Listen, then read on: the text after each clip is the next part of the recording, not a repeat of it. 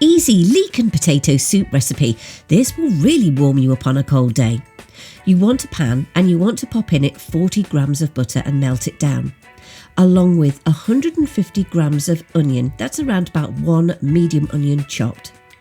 Then you want to add in 2 medium leeks that have been chopped. That's around 300 grams.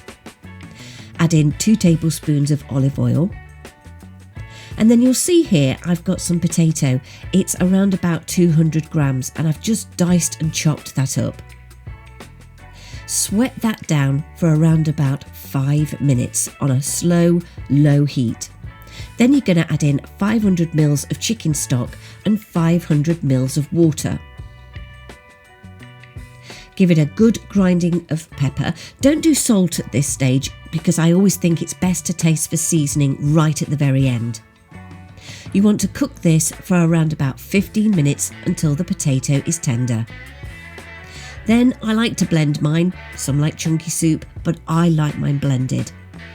Now you can have this soup just as it is, but I do love either a swirl of milk or cream. Do you know what? I'm going to go for cream today. It just makes the soup so silky and delicious, but it doesn't have to have it. Then you can add things like fried crispy onions, fried bacon pieces, but today I'm going for croutons. Absolutely delicious. And yes, it certainly warmed me up after a long cold trail run.